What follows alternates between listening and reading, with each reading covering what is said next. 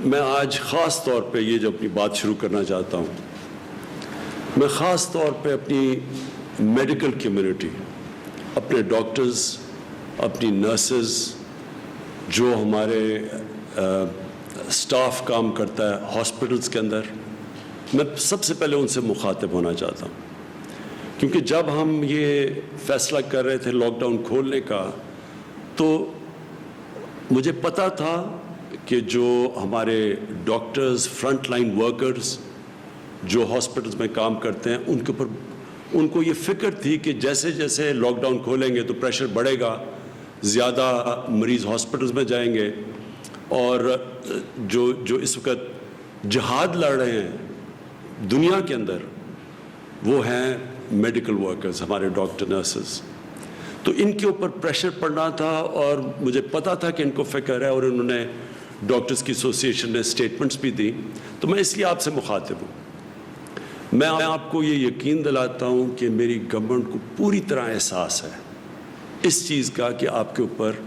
کس طرح کے پریشر ہوں گے، گھر والوں کے، فیملیز، بچے ہیں سب کے. تو مجھے یہ پوری طرح احساس ہے. لیکن میں اس لیے چاہتا تھا کہ آپ سے شروع کروں بات کرنا، کیونکہ آپ کا یہ سمجھنا بڑا ضروری ہے کہ یہ جو سارا فینومینا ہے کرونا وائرس کا، اس سے ملک کیسے ٹیکل کرے. کیونکہ ایک ملک کا سربراہ میں بیٹھا ہوں، میری گورنمنٹ، ہمیں ایک طرف کرونا کی طرف دیکھنا ہوتا ہے، اور پھر اس کے سارے معاشرے پہ کیا اثرات ہوتے ہیں ہمیں وہ بھی دیکھنا پڑتا ہے. تو پہلی چیز میں آپ کو یہ کہنا چاہتا ہوں کہ اگر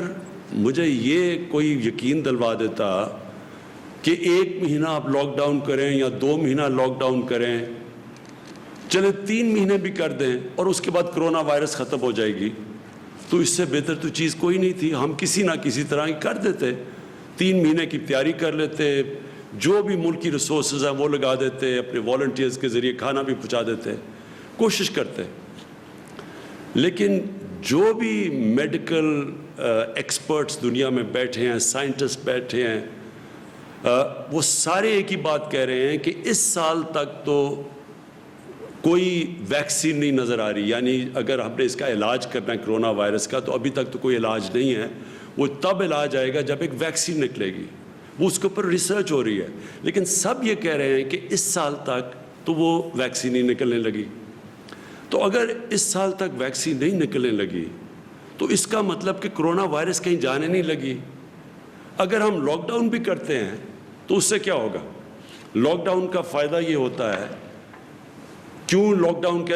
یہ بھی پھر سے میں لوگوں کو بار بار چیزیں کہتا ہوں، لاک ڈاؤن کا کیا فائدہ ہے؟ کیونکہ یہ وائرس بڑی تیزی سے پھیلتی ہے. جیسے لوگ جمع ہوتے ہیں، جب لوگ اکٹھے ہوں تو اس میں وائرس تیزی سے پھیلتی ہے. اس لیے ہر وہ چیز کریں جدھر لوگ جمع نہ ہوں. اس لیے جو اس کی آخری چیز ہے وہ لاک ڈاؤن ہے. لوگوں کو بند کر دیں، لوگ جمع نہیں ہوں گے، وائرس کا پھیلنا رک جائے گا. لیکن کیا وائرس ختم ہو جائے گی؟ اب دیکھ لیں دنیا میں جدھر لاک ڈاؤن ہے، ووہان پروونس جدھر چائنا نے سب سے کامیاب لاک ڈاؤن کیا تھا، ادھر بھی ایک سپائک آ گئی ہے، وائرس پھر سے کہیں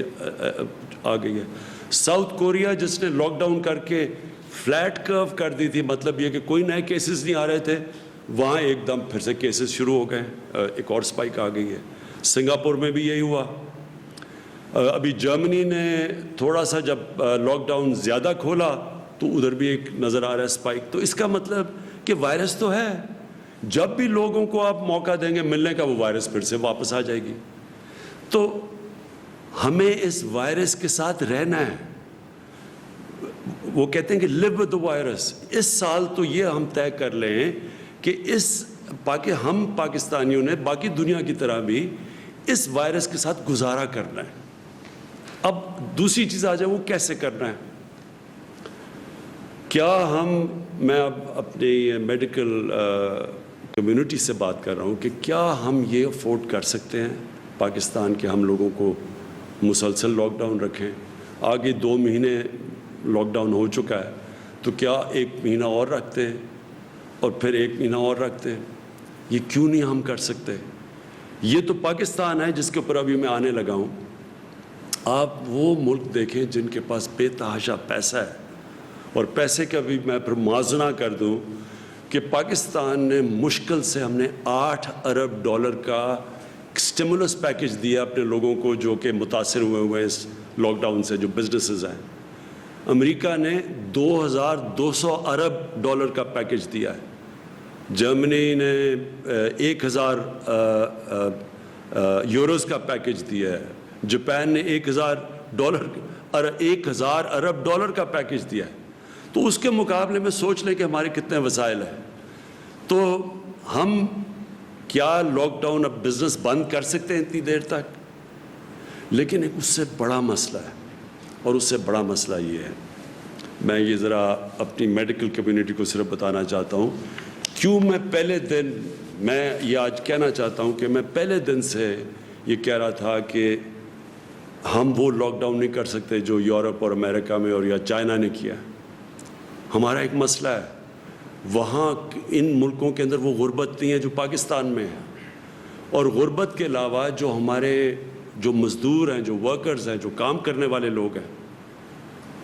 یہ میں آپ کے سامنے اب یہ اسٹیٹسٹکس دینا چاہتا ہوں۔ ہماری لیبر فورس سروے، یہ پاکستان کی ایک سروے لیبر کی سروے کرتی ہے، 2017 اور 2018 میں ان کی سروے کے مطابق 2.5 کروڑ وہ لوگ ہیں کام کرنے والے، محنت کش لیبرز، جو یا اپنی دن کی یا ہفتے کی تنخواہ کے اوپر ڈیپینڈ کرتے ہیں، یعنی وہ اپنے گھر والوں کا پیٹ پالنے کے لیے 2.5 کروڑ ایسے لیبر ہیں، کام کرنے والے ہیں، جو کہ یا دن کی کمائی کے اوپر گزارا کرتے ہیں، اپنے گھر والوں کا پیٹ پالتے ہیں، یا اپنے ہفتے کی کمائی سے کرتے ہیں۔ یہ وہ 2.5 کروڑ لوگ ہیں، جب کہ ہم نے سب کچھ بند کیا، ان کا یہ سب کچھ بند کر کے یہ گھروں میں چلے گئے ہیں۔ یہ وہ لوگ ہیں، کیونکہ جب آپ پورا لاک ڈاؤن کرتے ہیں تو یہ تو گئے، ان کے پاس تو کوئی اور ذریعہ معاش نہیں ہے۔ اب یہ اگر 2.5 کروڑ وہ مزدور ہیں، وہ کام کرنے والے ہیں، جو کہ جب لاک ڈاؤن کیا تو ان کا سب کچھ ختم ہو گیا کیونکہ کمائی ختم ہو گئی، تو اس سے 15 کروڑ لوگ متاثر ہیں آج پاکستان میں۔ اگر گھر میں آپ ایک پورے گھر میں 6 کی بھی ایوریج لگا لیں تو سارے ملک میں اس وقت جو لوگ متاثر ہیں لاک ڈاؤن سے وہ 15 کروڑ ہیں۔ تو میں اپنی میڈیکل کمیونٹی سے پوچھتا ہوں کہ مجھے یہ بتائیں کہ ہم ان کا کیا کریں، کتنی دیر تک؟ ابھی ہم نے بڑی مشکلوں سے، اور ابھی یہاں ثانیہ آپ کو بتائیں گے کہ ہم نے کتنے ابھی تک وہ کام کر چکے ہیں جو ڈیولپ ملک نہیں کر سکے، جس طرح کہ ہم نے لوگوں تک پیسہ پہنچایا ہے جو احساس پروگرام کے ذریعے، جو ہم نے 12,000 روپے پہنچائے ہیں، وہ بھی آپ کو ڈیٹیلز دیں گی، اپڈیٹ دیں گی۔ تو یہ ہم کتنی دیر کر سکتے ہیں، اور یہ کتنی دیر 12,000 روپیہ ایک خاندان کے لیے کافی رہے گا؟ تو لہٰذا ہماری یہ مجبوری ہے، یہ احساس ہوتے ہوئے کہ آپ کے اوپر کیا گزر رہی ہے، اور ہمیں ڈاکٹرز کے اوپر پریشر پڑے گا اور کیسز بڑھیں گے۔ یہ بھی میں آپ کو بھی بتاؤں گا، کیسز بڑھنے ہیں ابھی۔ یہ ہماری جو ہر روز ہم اپنی کیلکولیشنز کرتے ہیں، ہماری جو NCOC، جو ہمارا جو ایک ایسا، اللہ کا مجھے بڑا فخر ہے ہم نے ایسا ایک ادارہ سیٹ اپ کیا جو سارے ملک سے، سارے صوبوں سے کوآرڈینیٹ کرتا ہے، جو ہر روز میڈیکل رپورٹس لیتا ہے، ڈاکٹرز ہمارے بیٹھے ہوئے جو اسیسمنٹ کرتے ہیں، انالیسس کرتے ہیں کہ ملک میں کرونا کی کدھر جا رہی ہے، کدھر بڑھ رہی ہے، کس طرح بڑھ رہی ہے، باہر سے کتنی ہے، ہوم گرون پاکستان میں وائرس کتنی پھیلتی جا رہی ہے، وہ پوری اسیس کرتی ہے، پھر ملک کا جائزہ لیتے ہیں، پھر باقی سارے ملک کے چیف سیکرٹری سے، چیف منسٹر سے پوری کوآرڈینیشن کر کے ہم چل رہے ہیں، اور یہ بڑا کامیاب ادارہ ہے۔ میں اس کا بھی بتاؤں گا کہ ہماری اسیسمنٹس، ڈیلی اسیسمنٹس کیا ہیں، ہفتے کی کیا ہے، مہینے کی کیا ہے، لیکن ہمیں پتہ ہے کہ بڑھیں گی، ہمیں پتہ ہے کہ کرونا کے کیسز بڑھیں گے ابھی، لیکن ہمیں یہ بھی پتہ ہے کہ اگر ہم نے آج ان لوگوں کو روزگار نہ دینا شروع کیا تو ہمیں کرونا سے زیادہ یہ لوگ بھوک سے مرنے کا ہمیں زیادہ مسئلہ بنا ہوا ہے۔ مجھے ایز پرائم منسٹر 10 دفعہ سوچتا ہوں ہر روز کہ کس طرح گزارا کر رہے ہوں گے وہ لوگ، وہ سفید پوش لوگ کیسے گزارا کر رہے ہوں گے. تو اس لیے میں اپنی میڈیکل کمیونٹی سے ہی کہنا چاہتا ہوں کہ باقی لوگ تو اپنی شاید اکانومی کو بچا رہے ہوں، ہم تو اپنے لوگوں کو بھوک کے مرنے سے بچا رہے ہیں. ہماری مجبوری ہے کہ اب کھولیں. تو میں صرف آپ کو اب یہ اپڈیٹ دے دوں، اور تفصیل ابھی بعد میں آپ کو دیں گے. ہمارے ساتھ ڈاکٹر ظفر بھی بیٹھے ہیں، ڈاکٹر فیصل، جو ڈاکٹر ظفر آپ کو بتائیں گے کہ جو ڈاکٹرز کے لیے ہم کیا کر رہے ہیں، میڈیکل کمیونٹی کے لیے ہم کیا کر رہے ہیں، کیونکہ ہمیں پورا احساس ہے اور اس کے لیے پورا پروگرام بنائے ہوئے، وہ بتائیں گے. اور ڈاکٹر فیصل آپ کو بتائیں گے کہ جب ہم کانسنٹریٹ کر رہے ہیں اس کے اوپر، کرونا کے اوپر، تو باقی بھی پاکستان کے اندر بیماری ہیں، اور ان بیماریوں کا کیا ہو رہا ہے. کیونکہ ساری تو جب کانسنٹریشن ادھر لگی ہے کرونا کی طرف، تو اور بھی پاکستان کے اندر بیماریاں ہیں جن کا جو نگلیکٹ ہو رہی ہیں. بچوں کی ایمونائزیشن کیمپینز ہیں، جو بچوں کو ٹیکے لگاتے ہیں، وہ 50% کم ہو گئی ہیں. ہمارے پاس پولیو، ایک پاکستان 2 ملکوں میں دنیا میں جدھر ابھی پولیو کی وائرس بھی ہے، اس کی ہم نے 2 کیمپینز مس ہو گئی ہیں. تو ایک طرف ہم کرونا کا تو دیکھ رہے ہیں، لیکن باقی ملک بھی سنبھال رہے ہیں. میں صرف آپ کو یہ بتا دوں کہ یہ مجھے خوشی بھی ہے کہ ہماری گورنمنٹ نے پہلے دن سے جس طرح کرونا کے اوپر ہم نے اسٹیپس اٹھائے، مجھے بڑا فخر ہے اس کے اوپر کہ اللہ کا شکر ہے پاکستان میں وہ چیزیں نہیں ہوئیں جو کہ باہر کی دنیا میں آپ دیکھ رہے ہیں. جس طرح کے مسئلے مسائل ڈیولپڈ ملک، امیر ملکوں کے اندر آئے، مجھے اللہ کا بڑا میں شکر ادا کرتا ہوں کہ ہم نے جو بھی سٹیپس اٹھائے اس کی وجہ سے ہمارے ملک میں حالات کنٹرول میں ہیں. ہماری پروجیکشن کیا تھی؟ میں نے جب آپ سے 24 اپریل کو آپ کے سامنے آیا تو ہماری پروجیکشن یہ تھی کہ 14 مئی تک پاکستان میں جو کیسز، کرونا کے کیسز جو انفیکٹڈ ہیں، جو پازیٹیو کیسز ہیں، وہ ہونے تھے 92,695، اور جو اموات ہونی تھی، جو فوتگیاں ہونی تھی اس کی وجہ سے، کرونا کی وجہ سے، وہ 1,324 ہونی تھی. یہ ہماری 24 اپریل کو پروجیکشنز تھیں. 52,000 ہماری انفیکشنز ہونی تھی، اور جو اموات ہونی تھی وہ 1,324. اب 14 میں جو ہم نے جو پرسوں گزری،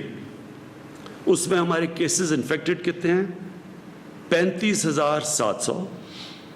اور ہماری فوتگیاں ہوئی ہیں 770. تو اللہ کا شکر ہے کہ ابھی تک جو پروجیکشنز تھیں، اور یہ دنیا کے سے موازنہ کیا جاتا ہے کہ دنیا میں جس طرح کرونا بڑھتی گئی یا جو پیک کرتی گئی، اس کے مقابلے میں تو اللہ کا شکر ہے کہ ابھی تک ہم پروجیکشن سے نیچے جا رہے ہیں. اور ہمارے ابھی بھی جو ہاسپٹلز ہیں ان میں جگہ ہیں، ہمارے پاس وہ پریشر نہیں پڑا جو کہ ہاسپٹلز پہ پڑنا چاہیے. لیکن میں یہ آپ کو کہہ دوں کہ یہ بڑھیں گے کیسز، یہ ہم مینٹلی پریپیئر رہیں. لیکن ہم جو ابھی تک ہماری پلاننگ ہے، ہم انشاءاللہ ہماری جون کے اینڈ تک ہماری جو ہاسپٹل فیسلٹیز ہیں، وہ اب تک ہم دیکھ رہے ہیں، وہ انشاءاللہ یہ اس کا یہ جو ہماری انفیکشنز ہوتی رہیں گی، اور اس کے مطابق جتنے لوگ ہاسپٹلز میں جائیں گے. اور آپ کو پھر سے میں یاد کرا دوں کہ کرونا جو وائرس کی جو ہم ایسٹیمیٹ کرتے ہیں کہ ہر 100 مریض میں سے، ہر 100 وہ لوگوں سے جن کو انفیکشن ہوتی ہے، ان میں سے صرف 4 یا 5 کو ہاسپٹل جانے کی ضرورت پڑتی ہے. تو ڈر یہ ہوتا ہے کہ جب 50,000 سے زیادہ جب کیس بڑھتے جائیں گے، تو وہ لوگ جنہوں نے ہاسپٹل جانا ان کی بھی تعداد بڑھتی جائے گی، اور وہ پریشر پڑ جائے گا ہمارے ہاسپٹل کے انٹینسو کیئر کے اوپر.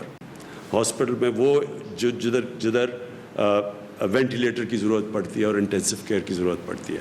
تو وہ بھی بعد میں آپ کو ڈاکٹر ظفر بتائیں گے کہ اس کے لیے ہم کیا کیا تیاریاں کر رہے ہیں، مسلسل اپنی کیپیسٹی بڑھانے کی کیا کیا کوششیں کر رہے ہیں. کیونکہ یہ جو انٹینسو کیئر ہوتا ہے، جس کا ایک بسترا جو انٹینسو کیئر کا ہوتا ہے، اس کے اوپر ایک کافی اسپیشلائز ٹریننگ کی ضرورت ہوتی ہے. ہر کوئی نرس جا کے وہ انٹینسو کیئر میں وہ ٹریٹمنٹ نہیں دے سکتا جو کہ صرف اسپیشلسٹ دینے ہوتے ہیں. تو اس کے لیے وہ آپ کو بتائیں گے وہ کیا کیا قدم اٹھا رہے ہیں. اب آگئی بات کہ ہم نے اب ملک میں کیا کیا چیزیں کھولی. میں حماد اظہر بیٹھے ہوئے ہیں، وہ ابھی آپ کو بتائیں گے کہ ہم کیسے کیسے کاروبار کے مختلف چیزیں اب کھولتے جا رہے ہیں ایس او پیز کے ساتھ. اور وہ جو ایس او پیز ہے، یہ میں پھر سے آپ کو کہہ دوں، ایس او پیز کا مطلب یہ ہے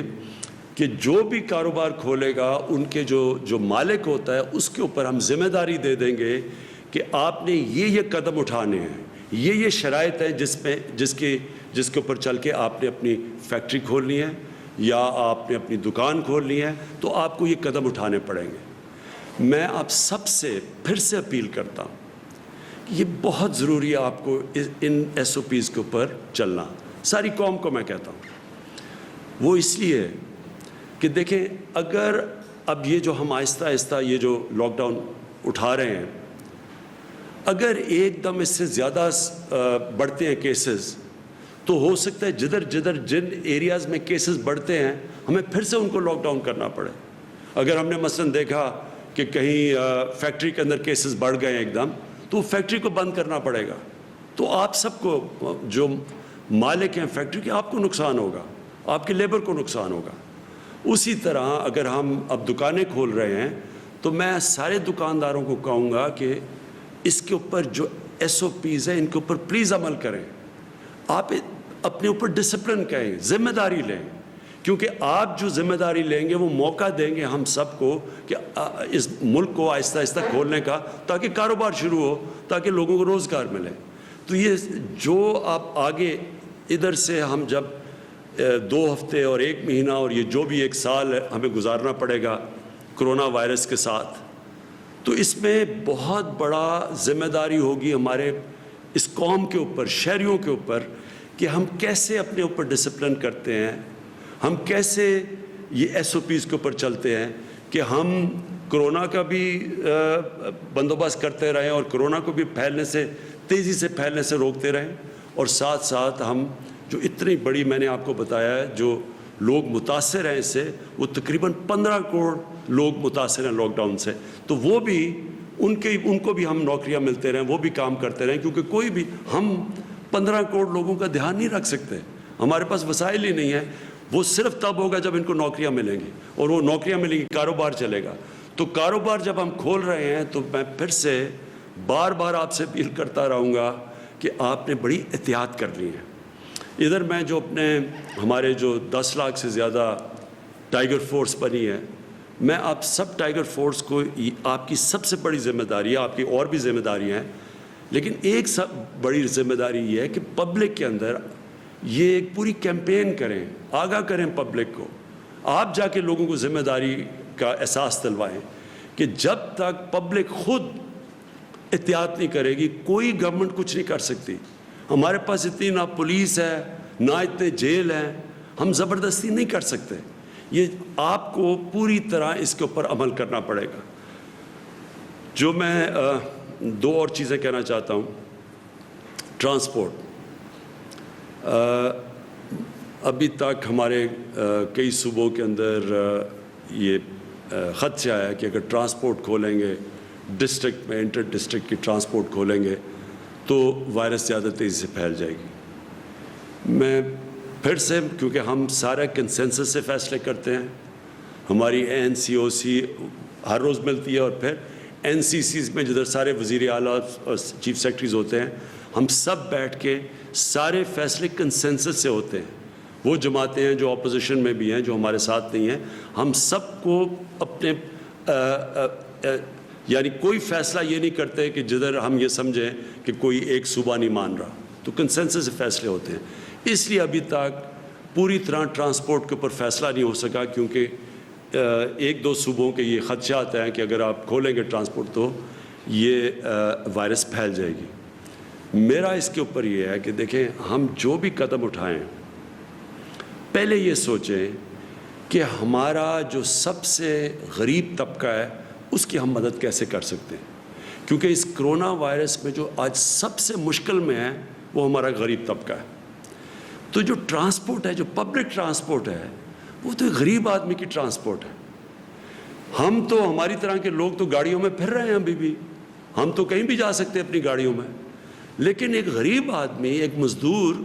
وہ تو جس کے پاس گاڑی نہیں ہے اس کے لیے تو پبلک ٹرانسپورٹ چاہیے. تو جب ہم پبلک ٹرانسپورٹ بند کرتے ہیں تو ہم یہ یاد رکھیں کہ ہم ایک غریب کی زندگی مشکل میں ڈال رہے ہیں. کئی دفعہ اس کو ٹرانسپورٹ چاہیے ہوتی ہے کام کرنے کے لیے، دیہاتوں کے لیے اس کو کہیں جانا ہوتا ہے، کہیں مزدوری کرنی ہوتی ہے، کہیں وہ فیکٹریوں پہ جا رہا ہوتا ہے اب، اور کنسٹرکشن سائٹ پہ جا رہا ہوتا ہے. تو جب ہم ٹرانسپورٹ بند کرتے ہیں سمجھ جائیے کہ ہم سب سے زیادہ نقصان اپنے غریب آدمی کو پہنچا رہے ہیں. اس لیے میں پھر سے سب سے ریکویسٹ کرتا ہوں کہ پبلک ٹرانسپورٹ کھول دیں. اگر امریکہ جیسی جگہ جدھر 2,000 لوگ دن میں مر رہے ہیں انہوں نے اپنی پبلک ٹرانسپورٹ نہیں بند کی، اگر یورپ کے اندر ایک دن کے اندر 800 لوگ، ابھی بھی 500 لوگ مر رہے ہیں، انہوں نے اپنی پبلک ٹرانسپورٹ بند نہیں کی، ایئر ٹریول بند نہیں کی، ہم نے کیوں یہ بند کر کے رکھ دی ہے؟ اور ہمیں پتہ ہونا چاہیے اس کا اثر پڑے گا، اس کی اکانومی پہ بھی اثر پڑ رہا ہے، لیکن سب سے زیادہ اس کی غریب آدمی پہ اثر پڑ رہا ہے. تو میں پھر سے آپ کو ریکویسٹ کروں گا کہ آپ یہ کھول دیں. میں آخر میں جو پہلے اپنی، پھر میں چاہوں گا کہ میری ٹیم آپ سے بات کر لے. جو آخر میں بات کرنا چاہتا ہوں کہ مزدوروں کے لیے جو مجھے سب سے زیادہ احساس ہے کہ ہمارے لوگ جو بے روزگار ہوئے ہیں، میرا جو پرائم منسٹر کا جو ریلیف فنڈ ہے، جس طرح میں نے پچھلی باری آپ کو بتایا، اس کا صرف اور صرف مقصد یہ ہے کہ جو لوگ ہماری ویب سائٹ کے اوپر بتا دیں گے کہ جی میں بے روزگار ہوا ہوں اس دور کے اوپر، اور صرف ایک بتا دیں گے کدھر کام کرتا تھا، بے روزگار ہوا ہوں، تو ان کو بھی میں اپنے فنڈ سے پیر سے منڈے سے کیش ٹرانسفر کر رہا ہوں، جس طرح کے احساس پروگرام کے ذریعے کیے جا رہے ہیں. تو میری پیر سے جو ہماری اب تک آ چکے ہیں، ہمیں ان لوگوں کے ثبوت آ چکے ہیں، ہم نے ویریفائی کیے ہیں، ہمارے پاس ڈیٹا ہے نادرا کا، ہم چیک کرتے ہیں. وہ چیک کر کے جو کوالیفائی کر چکے ہیں ان کو منڈے سے پیسہ ملنا شروع ہو جائے گا جو پرائم منسٹر ریلیف فنڈ سے. اور میرا جو سارا فنڈ ہے وہ صرف اور صرف ان بے روزگاروں کے لیے پیسہ دیتا رہے گا جب تک انشاءاللہ 1 مہینے تک. ہماری امید یہ ہے کہ جس طرح ہم چلتے جائیں گے، اور انشاءاللہ اگر ہمارے کیسز زیادہ تیزی سے نہ بڑھے تو انشاءاللہ ہم اپنے کاروبار کھولتے جائیں گے اور لوگوں کو روزگار ملتا جائے گا. خاص طور پہ کنسٹرکشن میں ہم نے کنسٹرکشن کی انڈسٹری کو خاص طور پہ کوشش کی ہے ہر قسم کا انسینٹو دیں تاکہ کنسٹرکشن شروع ہو، اور اس کا مقصد یہ ہے کہ زیادہ سے زیادہ لوگوں کو، مزدوروں کو روزگار ملے. میں اب یہ چاہوں گا کہ شروع کروں پہلے اسد آپ سے، کہ جو NCOC آپ ہر روز کرتے ہیں، آپ پلیز شروع کریں کہ جو آپ نے نئی چیزیں کنسیسن سے فیصلہ کیے. بہت شکریہ وزیر اعظم صاحب. جس طریقے سے وزیر اعظم ابھی بات کر رہے تھے اور انہوں نے تفصیل میں سمجھایا کہ ہم جو فیصلے کر رہے ہیں لوگوں کے لیے آسانی پیدا کرنے کے لیے، لوگوں کے روزگار کے مواقع دینے کے لیے، اس کی کیا وجہ ہے، اور باقی دنیا سے بھی موازنہ کر کے دیا. تو میں اس میں 2 چیزیں کہوں گا. سب سے پہلے تو میں میڈیا سے اپیل کروں گا. میں شکریہ بھی ادا کرنا چاہتا ہوں میڈیا کا. آپ نے بڑا زبردست کردار ادا کیا ہے یہ پیغام پہنچانے کے لیے پاکستانیوں کو، ایک پاکستانی کے پاس، کہ احتیاطی تدابیر کتنی اہم ہوتی ہیں، اور اس کی واضح اثر ہمیں نظر آتا ہے. گھر سے باہر نکلیں تو آپ کو نظر آتا ہے لوگوں کو جس طرح ان کا زندگی گزارنے کا طریقہ تھا، اس میں آپ کو فرق نظر آتا ہے.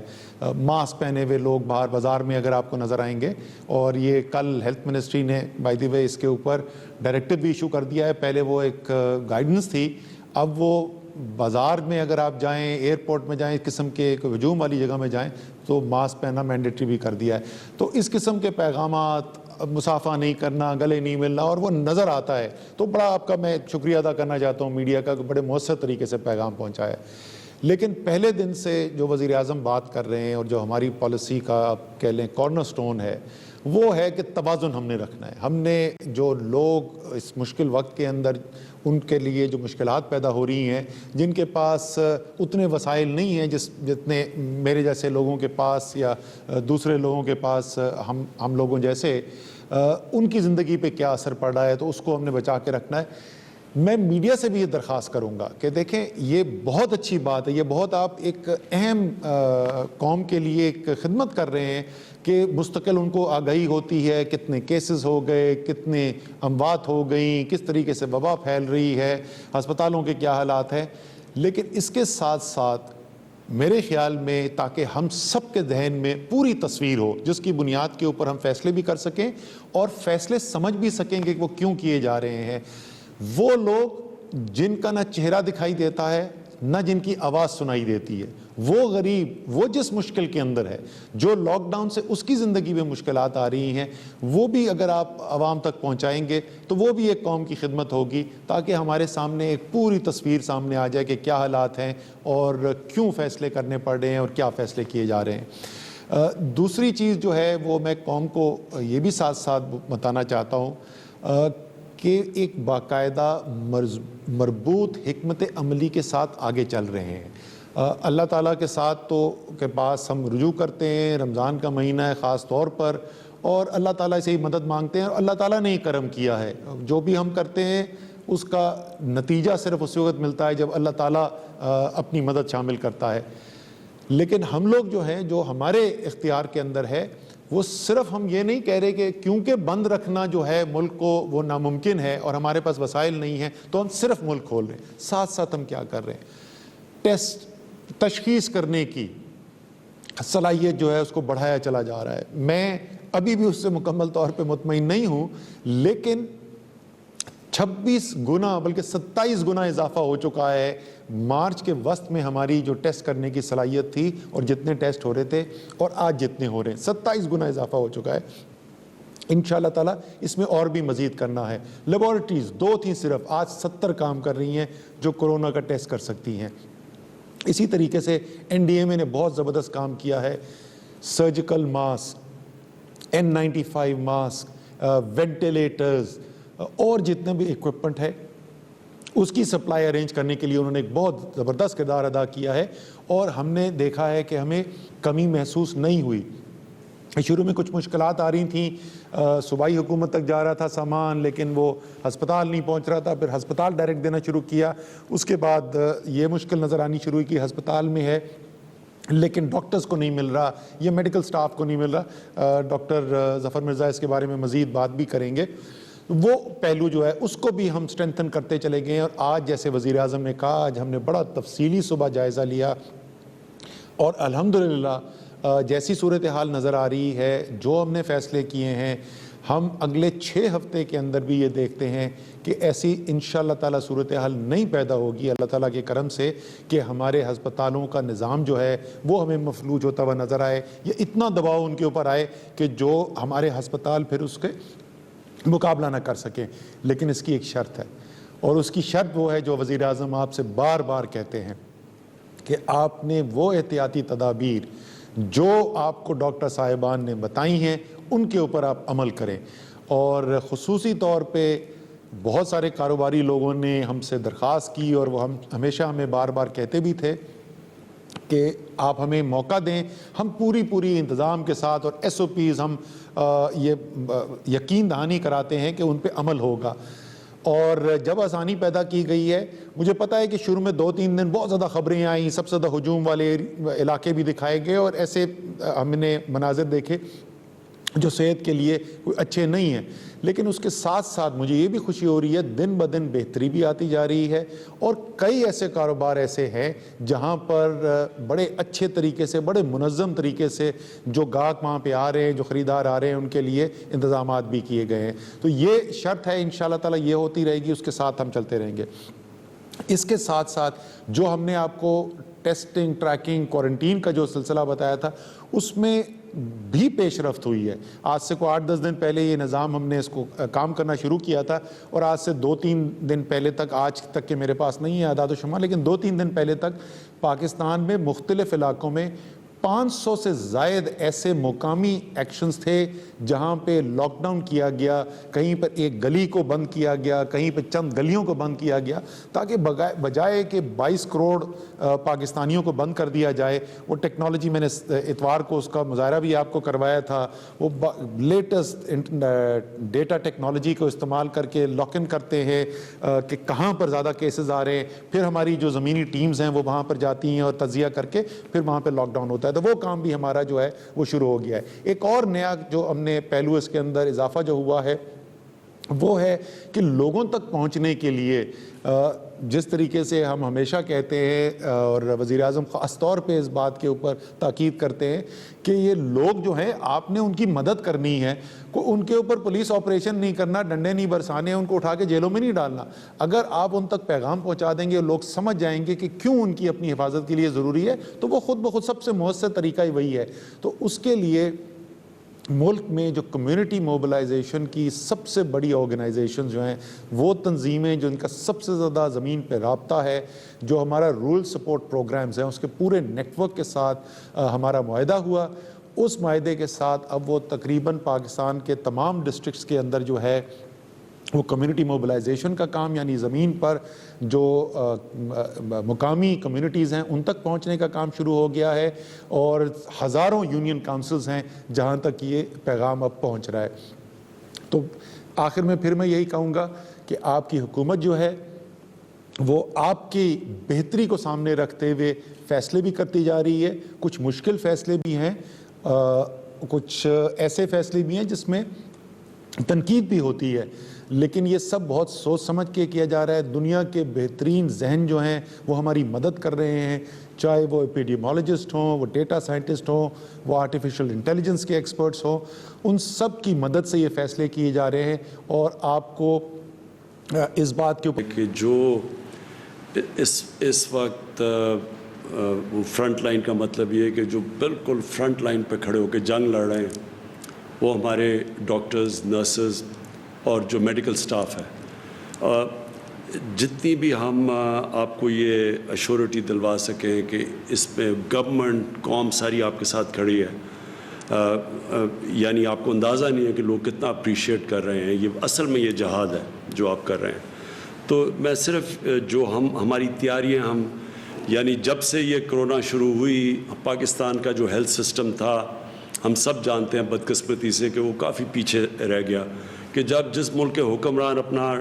چیک اپ بھی باہر دنیا میں کروانے جاتے ہیں، اس ملک کا ہیلتھ سسٹم ڈیولپ نہیں ہو سکتا۔ اس لیے جو ہم نے تب سے کام کیا اپنے ہیلتھ سسٹم کے اوپر، جو کیپیسٹی بڑھائی، جو ہم نے ٹیسٹنگ کیپیسٹی، یہ پہلے تھی نہیں، پھر جو ICU اس کی کیپیسٹی بڑھائی، اور اب جو ہم کرنے جا رہے ہیں اپنے ڈاکٹرز کے لیے، تو میں یہ چاہوں گا ڈاکٹر مرزا آپ ذرا پلیز اس کی ڈیٹیلز دیں۔ وزیر اعظم صاحب، ابھی جو ڈاکٹر فیصل سلطان صاحب آپ کو بتا رہے تھے، میں اس میں صرف ایک چیز کا اضافہ کرنا چاہتا ہوں، اور وہ یہ ہے کہ جو انہوں نے آپ کو داد و شمار دیے کہ کس طرح کرونا پہ ہم نے جو توجہ مرکوز کی ہوئی ہے، تو اسی دوران جو دوسری بیماریوں کا پھیلاؤ ہے وہ کس طریقے سے ہو رہا ہے، اور اس کے داد و شمار بڑے خوفناک ہیں۔ میں صرف اس میں یہ ایک اضافہ کرنا چاہتا ہوں کہ یہ بیماریاں جن کا انہوں نے ذکر کیا، یہ بیماریاں بھی اگر آپ اسے قریب سے دیکھیں تو غریب لوگوں میں یہ زیادہ ہوتی ہیں، اور ہمارے ہاں بیماری اور غربت کا آپس میں بڑا ساتھ ہے۔ تو جب ہم لاک ڈاؤن کی بات کرتے ہیں اور اس کے اثرات کی بات کرتے ہیں کہ وہ غریب لوگوں کے اوپر زیادہ ہوں گے، تو یہ جو بیماریوں کا پھیلاؤ ہے یہ بھی غریبوں کے اوپر زیادہ ہوگا۔ وزیر اعظم صاحب نے جس طرح کہا جی کہ ہماری حکومت کی بہت جس چیز کی ہمیں تشویش رہی ہے شروع سے، وہ یہ تھی کہ ہمارے جو فرنٹ لائن ہیلتھ ورکرز ہیں ان کی حفاظت اور ان کی سپورٹ، یہ ہماری ترجیحات میں اول درجے کے اوپر رہی ہیں۔ تو اس سلسلے میں یقیناً ہماری صوبائی حکومتیں بھی اس سلسلے میں بہت کچھ کر رہی ہیں، اور NDMA کے ساتھ مل کے جس طرح اسد عمر صاحب فرما رہے تھے کہ ہم نے اب ایک ایسے نظام کو تشکیل کیا ہے کہ جس کے تحت جو PPEs ہیں یا پرسنل پروٹیکشن ایکوپمنٹ ہے، یہ براہ راست 400 سے زیادہ ہسپتالوں کے اندر پہنچایا جا رہا ہے۔ ان ہسپتالوں کے اندر جب یہ PPEs پہنچ جاتے ہیں تو پھر ہم نے یہ دیکھا کہ دستیاب تو وہ ہو جاتے ہیں لیکن ان کا استعمال ٹھیک نہیں ہو رہا۔ جن لوگوں کو انہیں استعمال کرنا چاہیے ان کو کئی دفعہ یہ دستیاب نہیں ہوتے، اور جن کو اس کی ضرورت نہیں ہے وہ پہنے پھرتے ہیں۔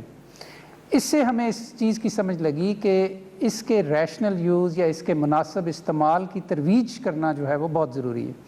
تو اس کے لیے ہم نے ایک پروگرام تشکیل دیا قومی سطح پہ، تمام، یا یہ میں اس بات پہ زور دینا چاہتا ہوں کہ تمام صوبائی وزیر صحت جو ہیں ان کے ساتھ مل کے وہ تمام آن بورڈ ہیں۔ پاکستان میڈیکل ایسوسی ایشن اس کے اوپر آن بورڈ ہے، پاکستان سائیکیٹرک سوسائٹی اس کے اوپر آن بورڈ ہے۔ تو ہم سب لوگوں کے مشورے کے ساتھ اور سب لوگوں کے ساتھ مل کے ہم نے ایک قومی پروگرام تشکیل دیا جس کا ہم نے نام رکھا ہے وی کیئر، یعنی ہمیں آپ کی فکر ہے، ہمیں آپ کا خیال ہے۔ اور اس پروگرام کے حوالے سے ہم 1 لاکھ سے زیادہ انشاءاللہ جو ہمارے فرنٹ لائن ورکرز ہیں جو پاکستان کے طول و عرض میں پھیلے ہوئے ہیں، ان کی ٹریننگ کا ہم نے بندوبست کیا ہے، جو ایک مختصر سی ٹریننگ ہوگی لیکن وہ آپ کو سائنسی بنیادوں کے اوپر یہ بتائے گی کہ کن لوگوں کو، کن ہیلتھ ورکرز کو کون سے پرسنل پروٹیکشن ایکوپمنٹ استعمال کرنا چاہیے، کس کو N95 پہننا چاہیے اور کس کو پہننے کی ضرورت نہیں ہے، کس کو گاگلز پہننے چاہیے، کس کو پہننے کی ضرورت نہیں ہے، اور وغیرہ وغیرہ۔ اس میں یہ بھی بتاتا چلوں جی کہ پاکستان کی 5 صف اول کی جو میڈیکل یونیورسٹیز ہیں ان کے وائس چانسلرز کے ساتھ ہماری پارٹنرشپ ہوئی ہے۔ تمام صوبوں میں وہ اس کو کوآرڈینیٹ کریں گے، اور انشاءاللہ 4 ہفتوں میں پہلا مرحلہ جو ہے اس ٹریننگ کا وہ ہم مکمل کریں گے، اور ہمیں بڑی امید ہے کہ اس سے بہت زیادہ احساس تحفظ بھی پیدا ہوگا، اور جو ہماری سپلائی ہے PPEs کی اس کا بھی بہتر استعمال ہوگا۔ اس کے ساتھ ساتھ ہماری بڑی توجہ ہے اس وقت کہ ہم اپنے ہیلتھ کیئر سسٹم جو ہے اس کو بھی مزید مضبوط کریں۔ یقیناً ایک ترقی پذیر ملک کا ہیلتھ سسٹم ہے جس پہ 70 سال وہ توجہ نہیں دی جا سکی جو دی جانی چاہیے تھی، تو لہٰذا اس میں یقیناً بڑی خامیاں بھی ہیں اور کمزوریاں بھی ہیں۔ لیکن جو ابھی جو ہمارا تجزیہ ہے وہ جو ہمیں بتاتا ہے کہ کتنے % لوگ جو ہیں ان کو انٹینسو کیئر میں جانا پڑے گا، تو سوال پھر یہ تھا کہ وہاں پہ ایک تو ایکوپمنٹ کے حوالے سے کیا صورتحال ہے، اور دوسرے جن ڈاکٹرز نے، جن ہماری ٹیمز نے ان مریضوں کی دیکھ بھال کرنی ہے ان کی اپنی تربیت اس سلسلے میں کیا ہے اور ان کی اپنی ٹریننگ کیا ہے۔ تو اس حوالے سے بھی ایک پروگرام بنایا جی، اور اس میں ہم 5000 جو میڈیکل ٹیمز کے ممبران ہیں جو کہ ان ہسپتالوں میں ان مریضوں کا خیال رکھیں گے، ان کی ٹریننگ ہو رہی ہے کہ انٹینسو کیئر یونٹ میں انہوں نے ان مریضوں کا زیادہ بہتر طریقے سے کس طرح خیال رکھنا ہے۔ اچھا، یہ بھی 4 ہفتے کا پروگرام ہے اور 4 ہفتے میں یہ ٹریننگ مکمل ہو جائے گی۔ اس کے علاوہ جی میں آپ کو ایک اچھی خبر دینا چاہتا ہوں، اور وہ یہ ہے کہ یقیناً ابھی تو نہ اس کی ویکسین ہے نہ اس کا کوئی مؤثر علاج ہے کرونا وائرس کا، تو اس حوالے سے ایک بہرحال دوا جو ہے وہ دریافت ہوئی جس کو کہ ایک ملٹی نیشنل کمپنی جو امریکہ کی ہے اس نے دریافت کیا، اس کے کلینکل ٹرائلز کیے اور اسے بڑا مؤثر پایا۔ اب سوال یہ تھا کہ کیا یہ دوائی صرف امیر ملکوں میں امیر لوگوں کے لیے دستیاب ہوگی، یا اس کو پوری دنیا میں، چونکہ 210 ملک ہیں دنیا میں جن کے اندر یہ کرونا وائرس پھیلا ہوا ہے، تو وہاں پہ مریضوں کا کیا بنے گا۔ تو اس سلسلے میں وزیر اعظم صاحب نے اس کمپنی کے ساتھ ایک ویڈیو کانفرنس بھی کی، اور ہمارے ہاں ایک کمپنی نے ان کے ساتھ ایک ایگریمنٹ کیا، وہ 2 روز پہلے ایگریمنٹ مکمل ہوا ہے۔ تو اب صورتحال کچھ اس طرح ہے کہ پوری دنیا کے اندر 6 کمپنیز اس دوا کو، جس کا نام ریمڈیسویر ہے اور یہ ایک اینٹی وائرل میڈیسن ہے، پوری دنیا میں 6 کمپنیز صرف اس دوائی کو پروڈیوس کریں گی، جس میں ایک مینوفیکچرنگ کمپنی جو ہے وہ پاکستان کی ہے، اور اس کے علاوہ اوریجنیٹر جو کمپنی ہے امریکہ میں اس کی ہے، اور اس کے علاوہ 4 جو کمپنیز ہیں وہ ایک دوسرے جنوبی ایشیا کے ملک میں اندر ہے۔ یہ 6 کمپنیز نہ صرف اس کو پروڈیوس کریں گی اپنی ملک میں کرونا وائرس کے مریضوں کی ضروریات کو ایڈریس کرنے کے لیے، بلکہ پاکستان میں جو یہ دوائی بنے گی تو یہاں سے 127 ملکوں میں یہ ایکسپورٹ بھی کی جائے گی۔ یہ اس ایگریمنٹ کا حصہ ہے کہ جو کمپنی نے باہر کی کمپنی کے ساتھ کیا ہے، اور یہ میں سمجھتا ہوں کہ ایک بہت بڑی بات ہے جس سے کہ پاکستان کا جو ایک مرتبہ ہے وہ بھی بڑھے گا اس سے کہ پاکستان ان 3 ممالک میں سے ایک ہے کہ جو اس دوائی کو فراہم کرے گا پوری دنیا کے اندر ایکچولی. اور آخر میں جی جو اسد عمر صاحب فرما رہے تھے، میں اس کو تھوڑی سی مزید آپ کو تفصیل بتانا چاہتا ہوں کہ ہم نے ابھی تک جو ماسک کا استعمال ہے اس کو ایک مشورے کے طور پہ آپ کے سامنے رکھا ہوا تھا کہ اگر اس کو پہن لیں تو اچھی بات ہے، نہ پہنیں تو اس کے اوپر کوئی پابندی نہیں تھی. لیکن اب ہم نے اس کو آپ کو پابند کر رہے ہیں اس کے لیے کہ پبلک پلیسز کے اندر یا ایسی جگہیں کہ جہاں پہ ہجوم ہے اور آپ کو جانا پڑے گا، اور سوشل ڈسٹینسنگ کو برقرار رکھنے کے باوجود ہم اس بات کی پابندی اب لگا رہے ہیں اور اس کا نوٹیفیکیشن جاری کر رہے ہیں کہ ماسک اب پہننا ضروری ہے، کیونکہ ہم نے لاک ڈاؤن کے ذریعے بہت ایز کیا ہے، گہما گہمی زیادہ ہو گئی ہے. تو اس لیے ایس او پیز کے اوپر ان کا اطلاق، ان پہ عمل کرنا، اور اس کے ساتھ ساتھ خاص طور پہ ماسک کے اوپر جو پابندی ہے اس میں ہم سختی لا رہے ہیں، اور اس کے سلسلے میں ہم نے نوٹیفیکیشن بھی جاری. اس کی مزید تفصیل میں انشاءاللہ ایک اپنے اپ ڈیٹ میں آپ کو اس کی تمام جزیات کے ساتھ دوں گا کہ کہاں کہاں اور کس کس کو ماسک پہننا ضروری ہے. بہت شکریہ. شکریہ ڈاکٹر ظفر. اب میں چاہوں گا کہ شفقت محمود ہمارے جو ایجوکیشن منسٹر ہیں وہ آپ سے بات کریں. یہ میری گورنمنٹ کے اوپر سب سے بڑا بوجھ پڑا ہوا ہے. ایک تو کہ اس ملک کا جو غریب لیبر طبقہ، دہاڑی دار جو ان کے اوپر گزر رہی ہے، اور ابھی جو ڈاکٹر ظفر نے بات کی کہ یہ جتنی بیماریاں اس وقت پاکستان میں جو جانیں لیتی ہیں، مثلاً یہ گندے پانی پینے کی بیماری سے بچوں کو، یا بیچاری جو خواتین جو پریگننسی پہ مرتی ہیں، اور یا یہ جو ٹی بی کی بات کی، اور یہ پولیو، یہ سارا غریب طبقے کے اوپر بوجھ پڑتا ہے. اور جتنی ہم غربت بڑھتی جائے گی، اور یہ لاک ڈاؤن کا مسئلہ یہ ہے کہ اس سے پاکستان میں غربت بڑھتی جا رہی ہے، اور ساری دنیا میں جن غریب ملکوں کے اندر اس سے غربت بڑھتی جا رہی ہے. تو جب غربت بڑھے گی تو ان بیماریوں سے اور زیادہ ہمیں فکر ہے کہ ہمارے غریب طبقے میں اموات ہوں گی. لیکن اس کا جو دوسری چیز ہمیں مشکل میں پڑے ہوئے ہیں وہ ہے ایجوکیشن. ہمارے بچے اسکولوں میں نہیں جا رہے، یونیورسٹی اسٹوڈنٹس ان کا ٹائم ضائع ہو رہا ہے، اور جو ایک ملک تو بڑھتا ہی تعلیم کی وجہ سے آگے. تو اس میں صرف آپ کو بتانا چاہتا ہوں کہ مسلسل اس کے اوپر بھی بات چیت ہو رہی ہے باقی صوبوں سے کہ ہم نے اب یہ کیا کرنا ہے، کیسے کھولنا ہے. تو میں چاہوں گا شفقت آپ پلیز اس کے اوپر بات کریں. شکریہ وزیر اعظم صاحب. زندگی کے مختلف شعبہ جات کی طرح تعلیم کو بھی بہت سارا چیلنج تھا، تو وزیر اعظم نے ہمیں 2 واضح ہدایت اور 2 واضح پلان شروع میں دیے. انہوں نے کہا کہ جتنے بھی طالب علم ہیں ان کی صحت کا خیال رکھنا ہمارا اولین فرض ہے، اور دوسرا انہوں نے یہ کہا کہ ہمیں کوئی طریقہ اپنانا چاہیے کہ ہم تعلیم کا عمل کسی نہ کسی طریقے سے جاری رکھ سکیں. ساتھ انہوں نے یہ بھی فرمایا کہ کوشش کریں کہ سارے ملک میں جو بھی تعلیم کے شعبے میں آپ اقدامات کرتے ہیں وہ یکسانیت کے ساتھ ہوں. تو جیسے ابھی وزیر اعظم صاحب فرما رہے تھے، ہم نے بین الصوبائی وزرائے تعلیم کی ایک کانفرنس، ایک میٹنگ کا ایک ادارہ بنایا، اور جو ریگولرلی مل رہا ہے. جتنے بھی فیصلے ہم نے کیے ہیں وہ سارے کے سارے صوبوں کے ساتھ اور ساری اکائیوں کے ساتھ مل کے کیا ہے. اب 2-3 جو بڑے فیصلے ہمیں کرنے پڑ رہے تھے اور جو کیے، اور جو آئندہ بھی جس کے بارے میں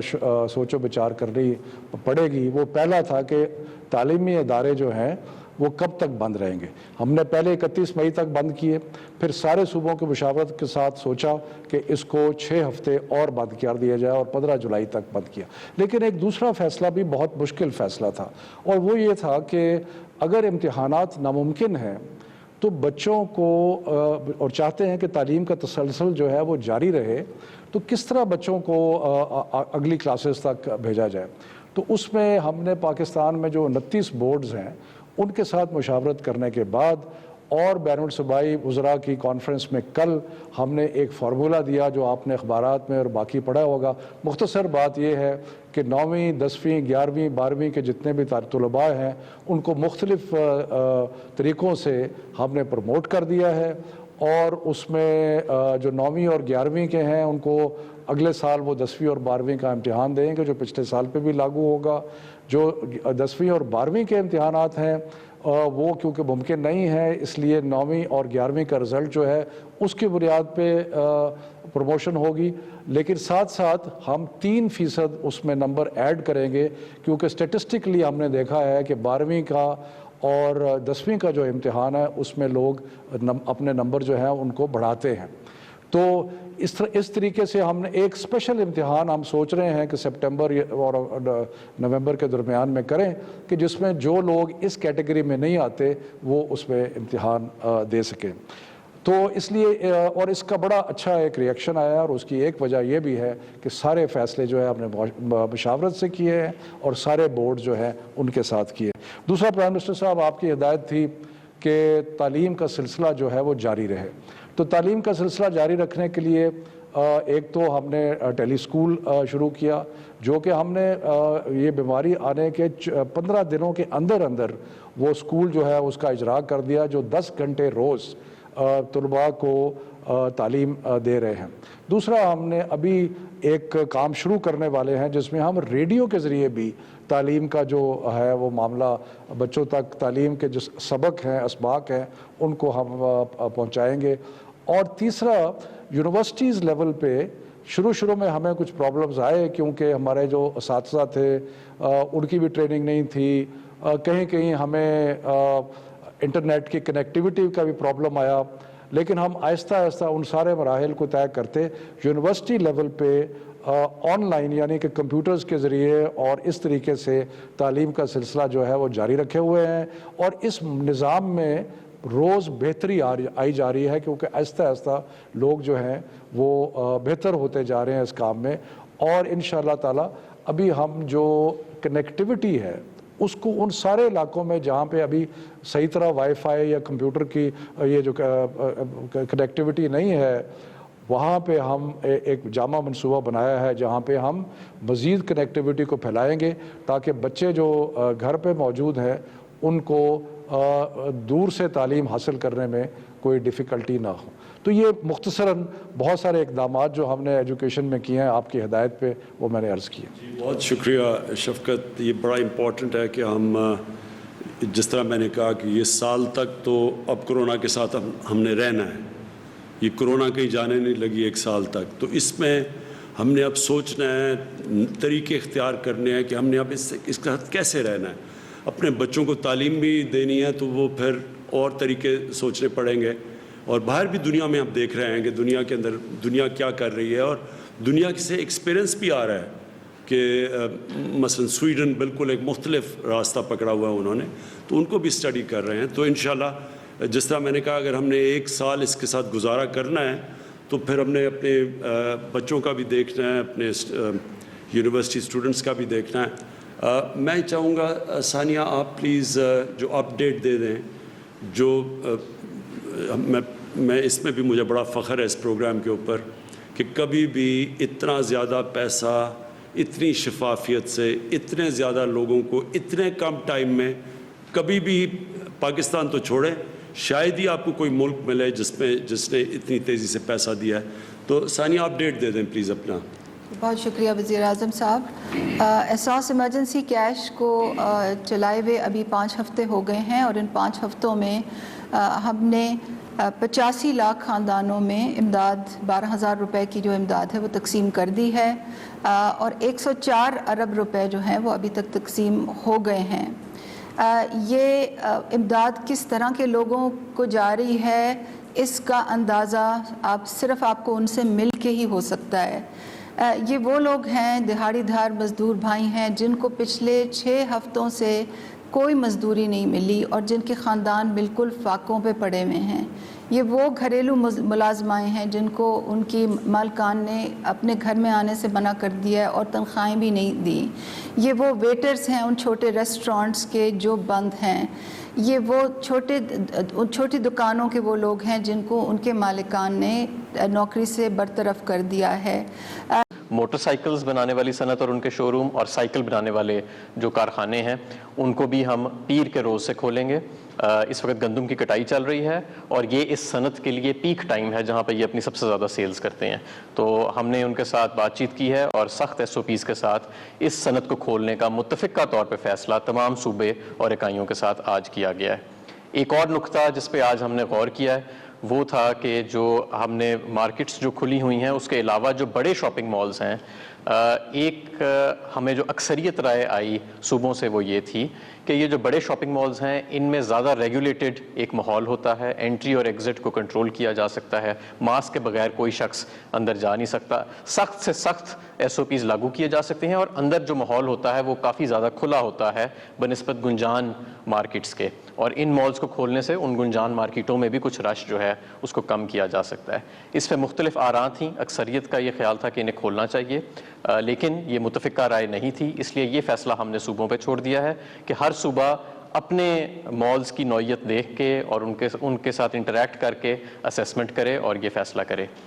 آخری بات میں یہ کہنا چاہوں گا کہ جو چھوٹے کنیکشنز ہیں 5 کلو واٹ کے اور 70 کلو واٹ کے، جن کو اب بل جانا شروع ہو گئے ہیں، تو ان کو اپنے بلوں کے اندر اگلے 3 ماہ کی جو ان کی بجلی کی کنزمپشن کی رقم ہے اور جو موجودہ رقم تھی وہ پیڈ نظر آئے گی. یعنی ان کو وہ پیسے نظر آئیں گے کہ اگلے 3 ماہ کے ان کے بجلی کے بلوں کے لیے وہ پیسے کافی ہیں. یہ پیسے ضروری نہیں کہ وہ صرف اگلے 3 مہینوں میں ہی استعمال کریں، یہ وہ اگلے 6 مہینے بجلی کنزیوم کر کے بھی استعمال کر سکتے ہیں. اس سے 35 لاکھ کاروباروں کو فائدہ پہنچ رہا ہے اور 90% سے زیادہ کمرشل کنیکشنز اور 80% صنعتی کنیکشن اس سے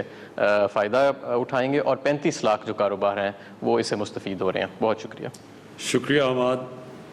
اور یہ جو انہوں نے حماد نے آخری بات کی، یہ بڑا میں اپنی ٹیم پہ بڑا فخر کر رہا ہوں کہ یہ اس مشکل وقت پہ جس طرح ایک کوآرڈینیشن سے اور ہر روز ان کے تھنک ٹینکس کی مشاورت سے جس طرح ہم ابھی تک نکلے ہیں اس کرونا کے جو کرائسس سے، ایک تو میں اللہ کا بڑا شکر گزار ہوں کہ اس کے بغیر تو کچھ بھی نہیں ہو سکتا، لیکن اللہ بھی یہ کہتا ہے کہ پہلے خود محنت کرو تو پھر میرے سے مانگو.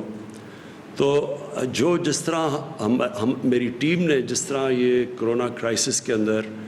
ہر شعبے کے اندر سوچ بچار کر کے جو قدم اٹھائے ہیں، آپ دیکھ لیں کہ امریکہ جیسے ملک میں اگر آپ وہاں دیکھ لیں، آپ یورپ کے اندر دیکھ لیں، انگلینڈ جیسے ملک جو پرانے مضبوط اداروں والا ملک ہے، اس کے مقابلے میں پاکستان آج ہم سب فخر سے کہہ سکتے ہیں کہ ہم بڑی آرگنائز طریقے سے نکل رہے ہیں. یعنی ہم بڑے سوچ سمجھ کے اس مشکل وقت سے نکلے ہیں اور یہاں تک پہنچے ہیں. آگے کیا ہوتا ہے وہ انشاءاللہ پوری کوشش کریں گے، اور اگر قوم نے میرا ساتھ دیا تو آپ دیکھیں گے کہ آگے بھی ہم نکل جائیں گے. لیکن اب تک جدھر پہنچے ہیں یہی بڑا کمال ہے کہ ہم نے اتنے زیادہ لوگوں کو ابھی بتایا، تقریباً 80 لاکھ خاندانوں کو پیسہ پہنچا دیا اس مشکل وقت میں. اگر یہ نہ پیسہ، اگر ہمارے پاس اس طرح کی آرگنائزیشن نہ ہوتی جو احساس کی تھی، تو آج کیا حالات ہونے تھے آپ اندازہ خود لگا سکتے ہیں کہ اگر دہاڑی دار بے روزگار ہو جاتا ہے تو اس کے گھر میں ہفتے کے بعد تو فاقہ ہوتا ہے. دوسری چیز جو مجھے بڑی خوشی ہے کہ ہم نے کیونکہ کوآرڈینیشن رکھی اور ہمیں شروع سے فکر تھی کہ کھانے پینے کی سپلائی لائن نہ افیکٹ ہو، تو آج آپ دیکھ لیں کہ اس برے وقت میں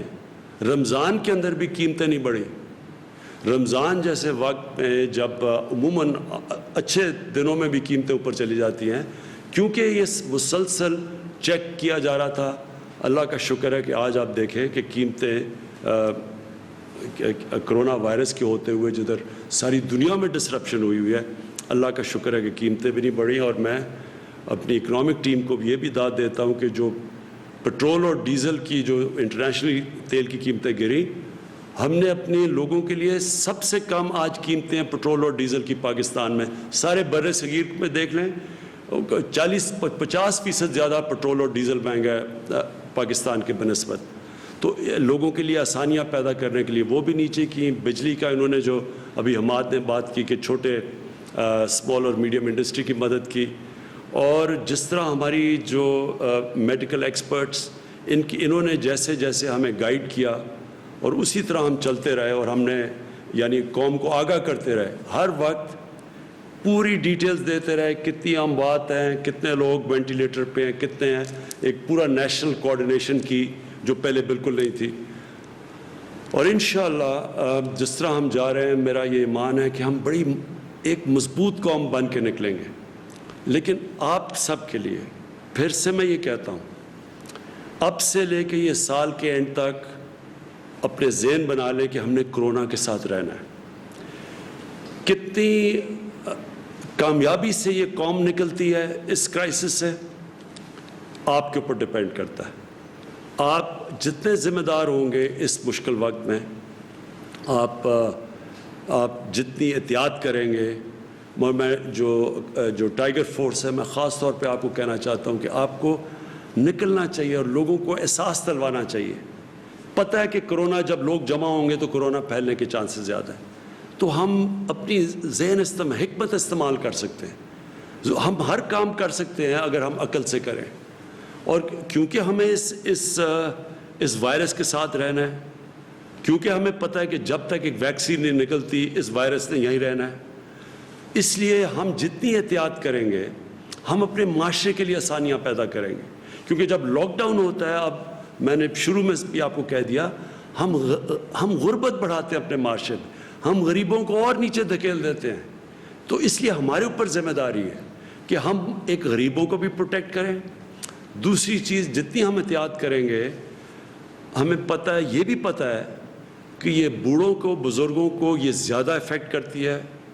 हमें ये भी पता है कि जो लोग बीमार हैं उनको कोरोना हो जाए तो उनकी जान ख़तरे में चली जाती है, ये हमें पता है। तो लिहाजा हम जो नौजवान हैं वो ज़िम्मेदारी लें, वो ख़ुद एहतियात करें कि हमारे घरों में, हमारा तो जॉइंट फैमिली सिस्टम है, हम तो सारी फैमिली रहती है,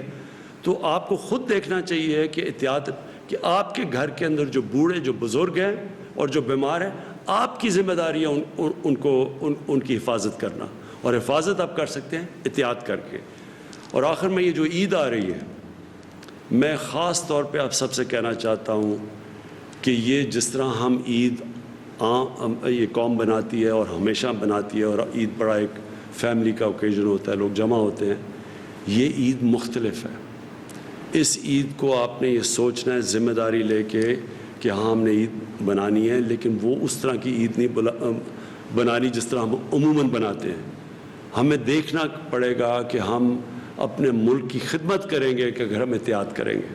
और फिर मैं ख़त्म करूँगा, जो हमारे डॉक्टर्स और जो हमारी नर्सेज हैं, जिनके ऊपर सबसे ज़्यादा जो फ्रंट लाइन पर खड़े हैं, हम उनकी भी मदद करेंगे अगर हम सब एहतियात करें। शुक्रिया और पाकिस्तान पाइंदाबाद। वज़ीर आज़म इमरान खान कोरोना सूरत हाल पर इजहार ख्याल कर रहे थे, अपनी टीम के हमरा थे। इस मौके पर वज़ीर आज़म का ये कहना था कि दुनिया भर के माहिरीन कह रहे हैं कि इस साल के आखिर तक वैक्सीन नहीं आएगी।